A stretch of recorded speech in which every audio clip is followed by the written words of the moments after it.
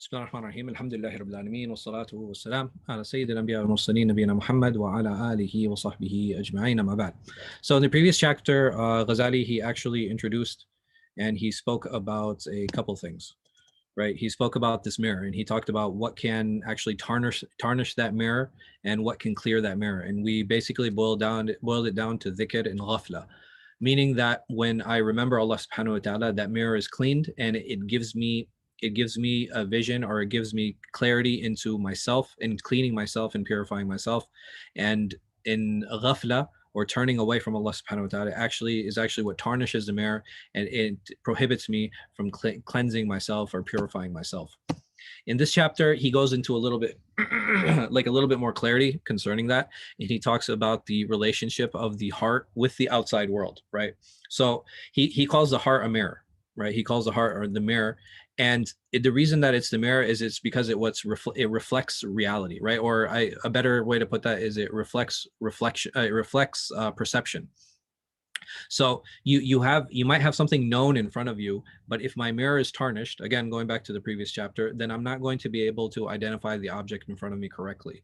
And he says that what is in front of me is intelligence, and what my perception of it is what is called intelligible, right? So intelligence is what's in front of me, which is the reality, and my perception of reality is what is called intelligible, and all of that revolves around my heart, right? The cleaner my heart, the more clarity I will have with what is in front of me, and I will be able to actually intake that in, and my perception will actually align with reality. And this is something, again, that's really important, and it revolves around sins, and it revolves around remembering Allah subhanahu wa ta'ala.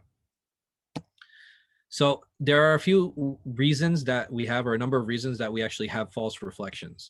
He mentions a bunch of them. So the first one he mentions is youth. Then he mentions disobedience. He mentions being distracted or ghafla. He mentions prejudices, and he mentions ignorance, right? And I think he actually talks about how these affect the mirror. He says that the youth actually skews the mirror, disobedience actually tarnishes the mirror, being distracted actually busies you from looking at the mirror, prejudices actually put a veil over the mirror, and ignorance means that you will not even go into the direction that you're supposed to be facing, because you don't even know. So what I actually wanted to do is, how many people do we have today? We got about, I think, 6 people.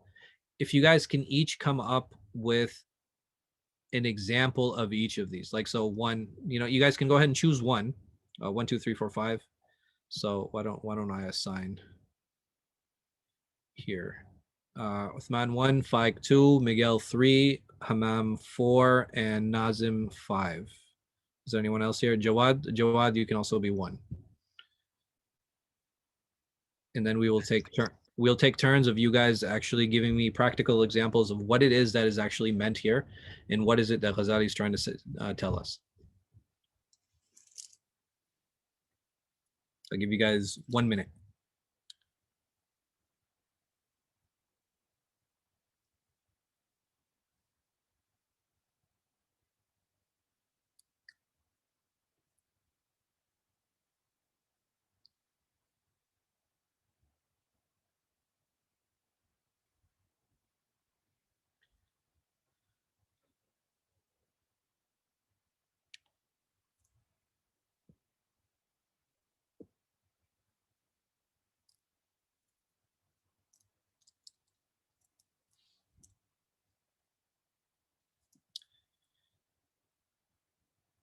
All right, minutes up. Uthman, go ahead. An example of how the youth is going to how youth skews the mirror. Yeah, because you don't have a lot of experience and you have a lot of haste. Mm-hmm.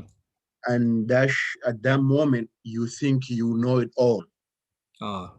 Right? So then that 3 things coupled together is going to give you false impression about yourself and about the thing that you're engaging in, thus giving you these false reflections. And mashallah, Jade, good.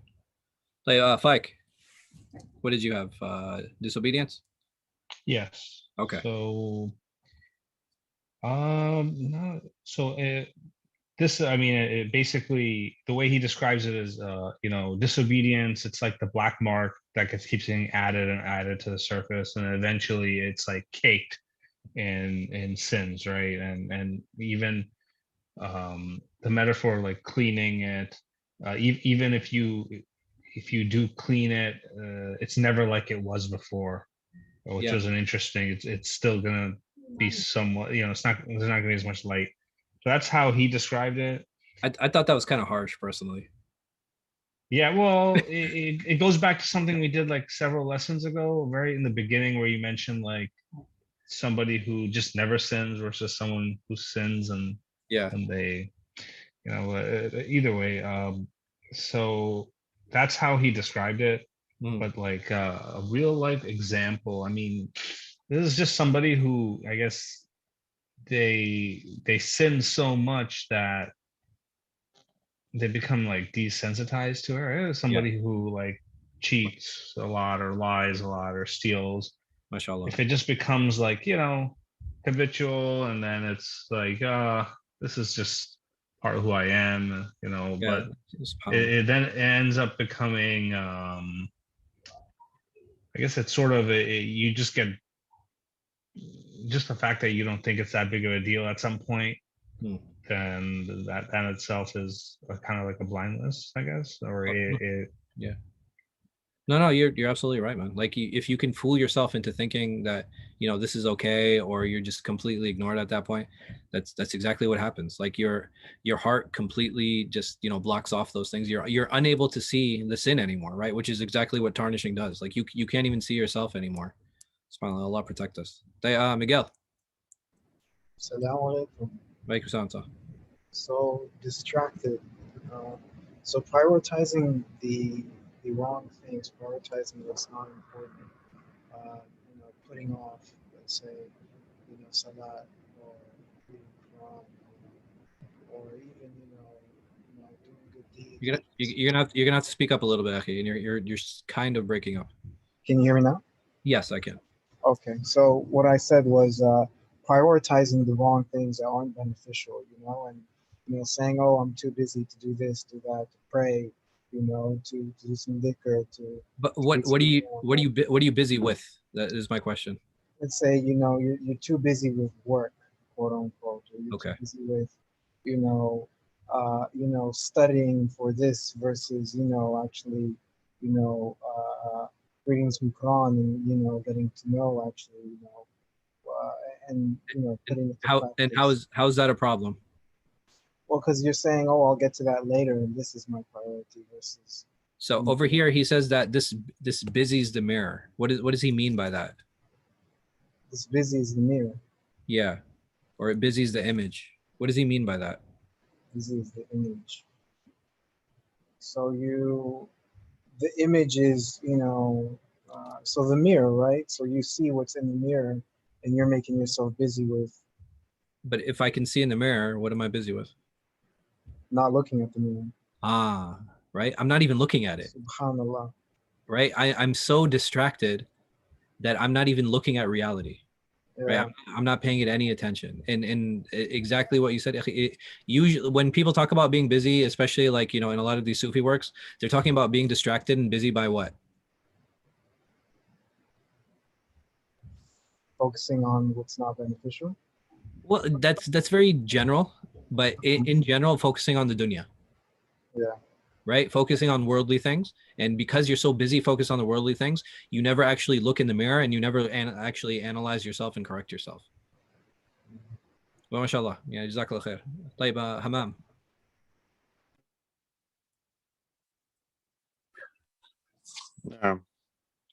The prejudices. What is he talking about here?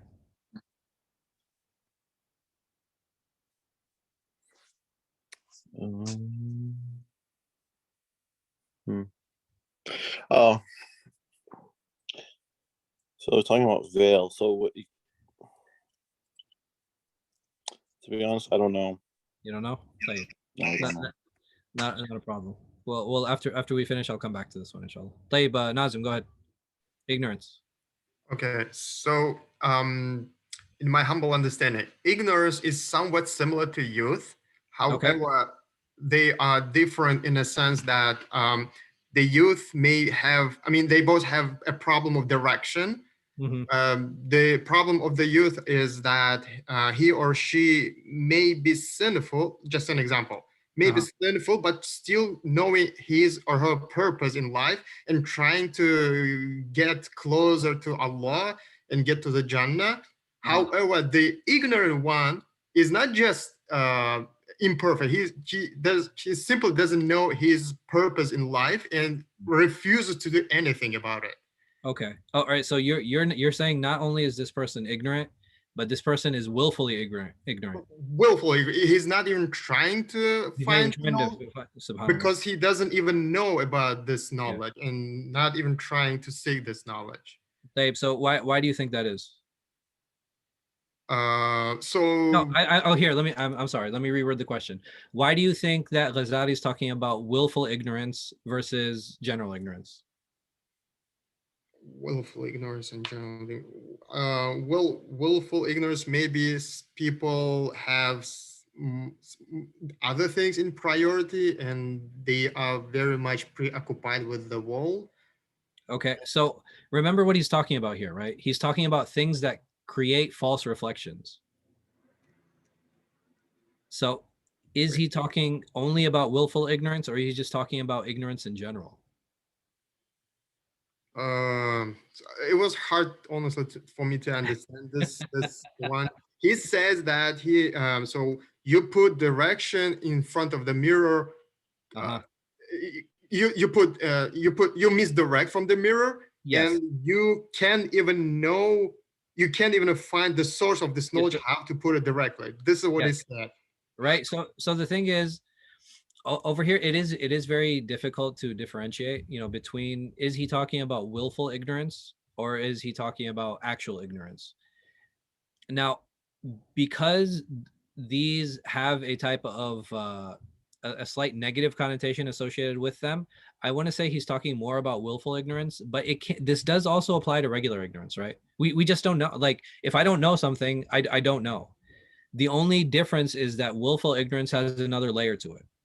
And that layer is that I'm not making any active effort to make myself better. So this gives me a little bit of hope that he's actually talking about willful ignorance and not talking about actual ignorance, because I know I suffer from it. And I ask Allah subhanahu wa ta'ala to raise us from that. I mean. Just for clarification, was my example anyhow relevant? Meaning one is sinful but still knows his purpose in life, and the other one does not. So youth doesn't necessitate that the person is sinful, right? Youth just means that this person is young, and because they're young, it skews because youth can be a mindset also, right? You have some people who are older, but they still have a very young mindset. And youth, what is a good way of actually?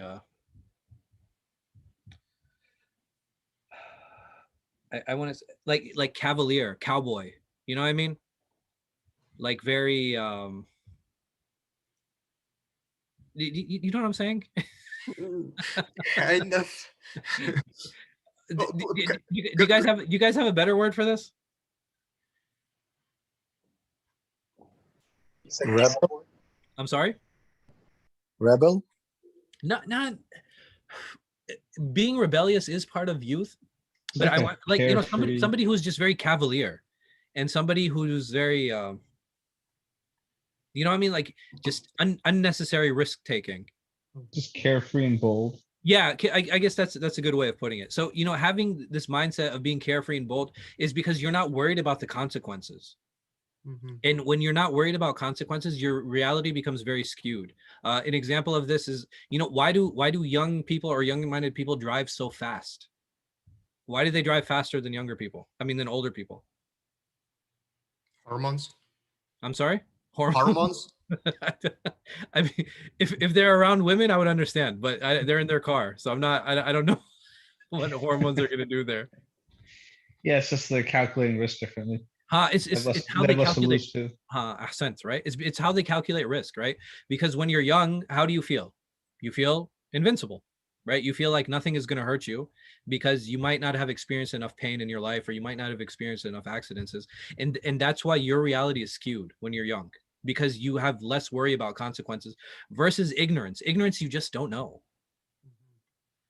Right? Youth, you still know, and you still have an idea. The problem with ignorance is you don't know it all. So, I don't want to, the only difference I would have with you, Nazim, is introducing that element of sin, because it's not, it can be there, but it's not a necessary component. Does that make sense? Yeah. Okay. Gotcha. Thank you. Jawad, I think you had youth, and I think I explained it again. Yes, you did. do you have another example?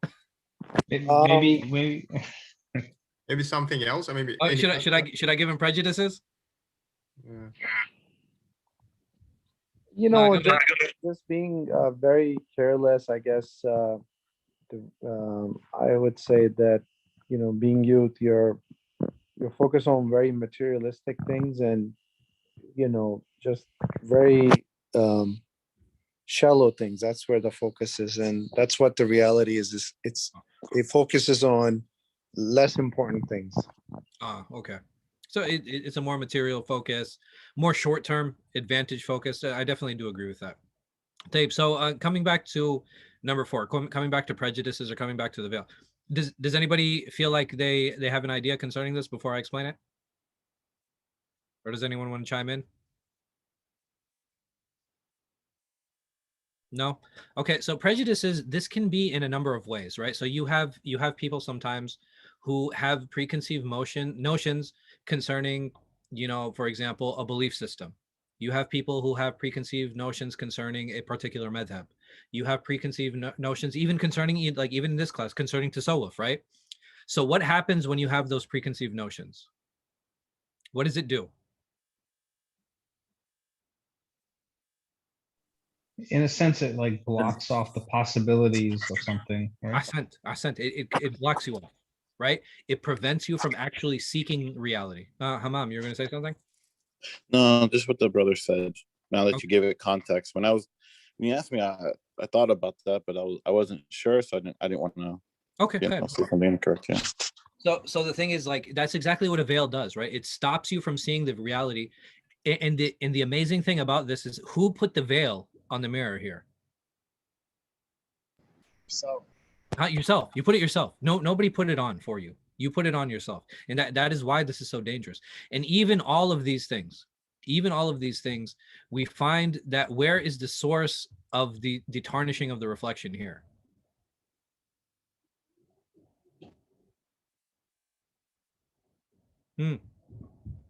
It's us. It's us. Right. So, like, subhanAllah, you see this theme time and time again as we go through these chapters, how Ghazali focuses so much on the self. The reality can be found in the self, and the distractions will be found in the self. Anything that causes tarnish or anything that causes harm from you, it comes from yourself. He has yet to mention outside forces that have an effect on you. Now, is having good companions, et cetera, all those things important? Yes, absolutely. I'm not here to deny that, but we have to understand the source of many of our problems are from within us, right? There, we can't blame the outside for our problems. Our problems come from within, and they are internal. Fike, you wanted to say something? Yeah. How could you tell? By the way, yeah. I mean, I think that's mostly true. But at the same time, like we kind of have baggage in our lives based on our experiences, right? Like we don't have prejudices in our mind because we decide to put them up, but probably if they're experiential, right? And so no, listen, I agree with you. Allah subhanahu wa ta'ala, he puts us through different experiences. Why does he do that? Why put his slaves through different experiences? Because everyone's different, and their path is different, but also their ability to take on burdens are different, things like that. No, absolutely, I agree with all of that. But the reality is, Allah subhanahu wa ta'ala is giving every single individual different lessons too, right? Yeah. Allah subhanahu wa ta'ala, He promises us and He tells us, لا يكلف الله نفسا إلا وسعها, that Allah does not bear a soul more than it can burden. So if Allah knows our limits and He's sending us these reminders time and time again, the reason He's sending those reminders is either to test us or to provide a lesson for us in order to better ourselves. So there are a couple things here that I think are very important to understand, like prejudices in general. Why do we have prejudices? I think that's something important to look at. Jawad, go ahead. I have a quick question. When you say that we fall into Allah sending us or giving us lesson, does that lesson include us falling into a sin? It can be. Jazakallah khair. I mean, how can a sin be a lesson? A test could be a lesson, right? And then if we fail the test, then that itself could be kind of send us on a tangent. Yeah, absolutely. And the thing is, how we react to certain things. I mean, last time, and I've heard these things. And what if our sons or daughters come home one day and they said, "Hey, we committed zina"?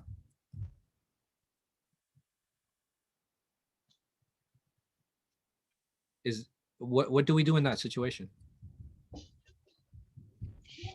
Tawbah? We encourage them to make tawbah. Is kicking them out of the house going to help? Realistically, I don't think so. And the reality is, and I don't mean to belittle zina. I really don't. But it is a major sin. And if one of our children comes home with a sin, we have to teach them how to deal with that sin and how to ask Allah subhanahu wa ta'ala to forgive them for that, but also help them understand the consequences of the decision that they made. But there's tawbah for everyone. Nobody should be deprived of that. And how we deal with those things and how those lessons have an effect on us, because it is a sin, right? Right, Jawad? Yep. How did I deal with that sin? That is the lesson that Allah subhanahu wa ta'ala is giving me and teaching me. Uthman, you had your hand raised? Yeah, you were talking about how do we get prejudice? Yes. There is different things that contribute to it. Your background of where you grew up, your academic background, of course, that has a lot of influence over you. Especially, I will talk about educational background because of I have certain leaning because of my mashayikh, and somebody else. It's very natural. Yeah. But so my question is now, prejudices, number one, they're not always bad, right? Because in general, we have prejudices because of our experiences, and we put up those walls in order to protect us. Sometimes we put up emotional walls, sometimes we put up physical walls. It really depends. Like, why is there a door on my house? Is it because I think everyone is evil?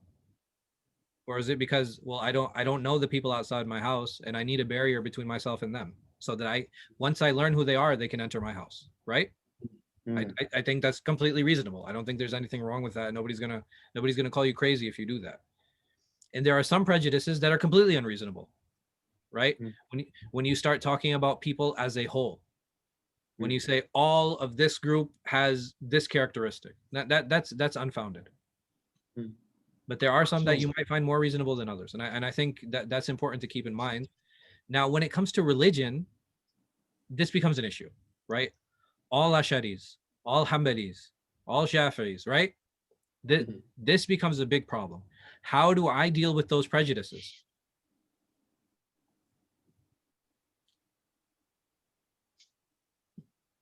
Uthman. Yeah, by actually, I'll give you a real example of myself. Anna, I was raised in the Ash'ari Sufi manhaj. Yes. But for the past 3 years, I've gone out of that comfort zone where I went to study with actually Salafi shuyukh. And what I was thought about the movement of the Salafi is not what I am getting. You found out it was worse. No. I found out it was beautiful, to be honest with you. Alhamdulillah. Cause I got good teachers in them. Yes. Let me put it that way. I got good teachers who understand the other side, and they are academically truthful. Alhamdulillah. Right. فأنا الآن when I talk to people, I say I'm a Salafi Sufi. So it's interesting. After So a to add to refutation. that, right? So like basically number 4 is kind of fed through potentially number 1 and 5, because in a sense, you know, your youth and how you grow up and you know, your parents and your upbringing and your education will feed you prejudices in a sense, because they'll feed you experiences in a very certain way. And then, you know, being young, you just believe everything, especially when it's pounded into you. So But- you have to kind of, as you become an adult, it's you have to actually seek Filter. knowledge, Yeah. and break down those. But again, if I like, at the end of the day, who's doing that? You are. So what I'm saying is that as you grow, it's completely normal to build a base knowledge, like a knowledge base, right? That's something that's really important. Everybody, like, without realizing it, in every single science in our lives, we have all built a madhab, right? We've built a school of thought on, okay, this is the way to approach English, this is the way to approach math, this is the way to approach biology, chemistry, computers, whatever the case might be. And as time goes on and as we grow, what happens is we start making adjustments to those knowledge bases. That's completely normal, that's completely fine. But the reality is like, okay, how do I have my knowledge base and I have my madhab. How do I make sure that this does not cause me to reflect on other people or other individuals or other madhab in a negative way? And the only way to do that is by engaging in something Uthman mentioned that's extremely, extremely important for every single one of us, by making ourselves vulnerable. Right? What does that mean? By putting ourselves into situations that we would not normally be comfortable with, by being around people and asking people questions that we might not be comfortable asking. And it's only when we actually challenge the status quo and we challenge those ideas that we find that there's any type of personal growth. Otherwise, we just keep swimming in the same pool, right? We don't even know other pools exist. So that this is probably one of the most difficult ones, honestly, removing those prejudices. And the only way to remove those prejudices is by building relationships and making yourself vulnerable and putting yourself in situations that you normally wouldn't find yourself in. So anybody wanted to add to that, or is that clear? No, I agree. Okay. So over here, this Ghazali, he actually talks about, all right, how do you reach truth, right? What is the way to reach truth? And he brings something this is very fundamental to basic mantiq or basic logic. He says that you will have two pieces of knowledge, right? You'll have two knowledge items, and those knowledge items will bring you to a derived conclusion. And this is basically what we call muqaddimat an-nata'ij, right? So you have two introductory pieces of knowledge, and through those two introductory pieces of knowledge, you bring them together and you come to a derived knowledge. So the reason that he's presenting this is because this is how he's going to formulate and how he's going to function all of his future arguments. He's going to bring two pieces of knowledge or two pieces of truth, and he's going to say, because of this and because of this will equal this. So that's the only reason that he mentions it here. And it's something, again, just for you guys to know, to understand his argument structure and how he's going to present things in the future. So what is the purpose of the purification of our hearts? He mentions it. And again, this is to receive divine illumination. And what is divine illumination? Guidance. Jade, you're right. Nazim. So do you mean the 3 levels of faith? Is that? Okay, that can be part of it, but just in general, when we talk about an-nur al-ilahi, when we talk about light from Allah subhanahu wa ta'ala, what does that mean? Even when Allah talks about his light, what is he talking about and what does he mean? Well, maybe generally to achieve Allah's rida. Okay, to get Allah's happiness. Jade, okay. There's clarity, right, in your iman. Okay. It's like a level of clarity where it's not you're not doing it because someone told you to do it. You're not doing it because you think it's probably right, and there's some, you know, traces of evidence here and there that are implying it's right. All right, so it's explicit. Okay, I like this idea of personal direction, but I think we need to explore that a little bit more. I think there are a couple of people who raised their hands. I'm sorry. I have difficult following everybody's hands. Did somebody have something to add? Hello? No? Okay, we have two participants who've raised their hands. Nazim, go ahead, and then Uthman.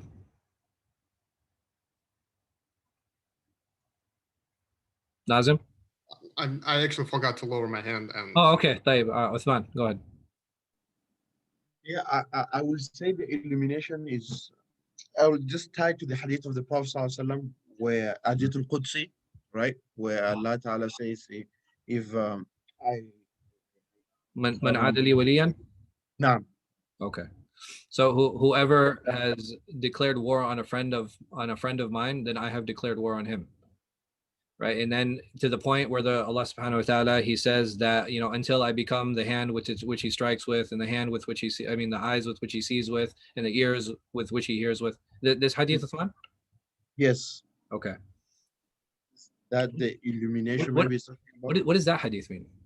Like I still want to understand what it is what's happening. What is the nur al-ilahi? What is divine light?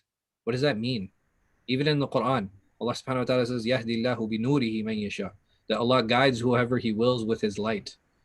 What is Allah's light?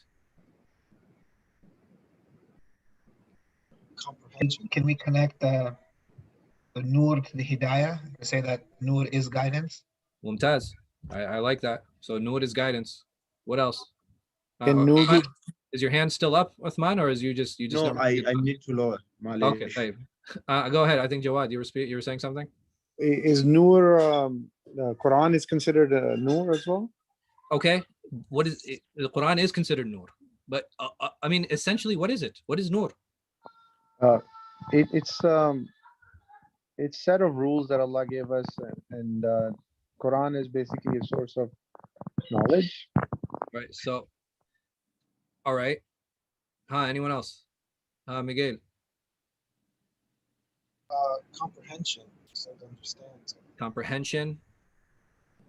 Possibly. That's not bad. Nazim.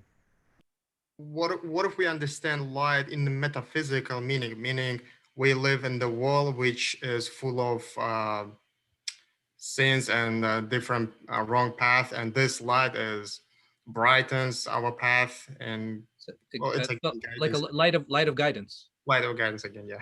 Great. No, that's good, man. I think all of you are on the right path. I think it's very good. So the Mufassirin, they actually explain light to mean iman, to mean belief. And what is unique about belief, or how is the parable of light comparable to belief? It has different grades of brightness. Mumtaz. Wallahi jameel, ya akhi. Wallah, that's beautiful, man.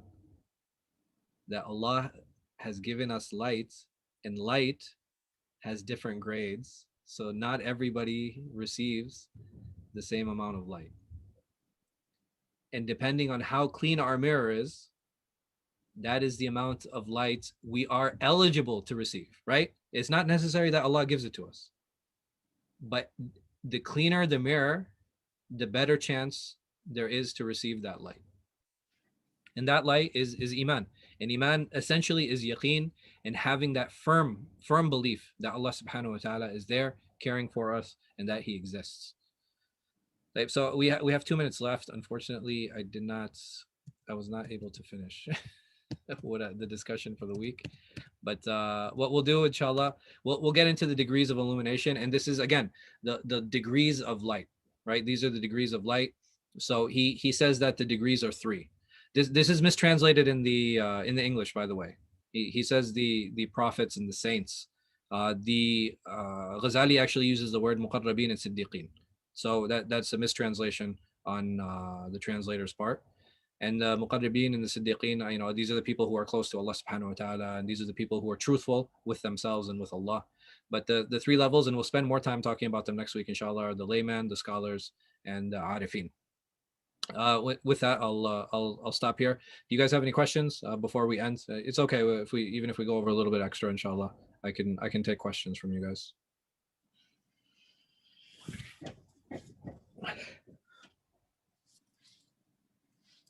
If we don't have any questions, then I guess we can end. Last call. طيب. والله أعلم وصلى الله على خير خلق نبينا محمد وعلى آله وصحبه وسلم. Inshallah, I'll assign the reading either tonight or tomorrow, and I will see all of you next week. جزاكم الله خير. سبحانك اللهم وبحمدك وأشهد أن لا إله إلا أنت وأستغفرك وأتوب إليك. جزاك الله خير.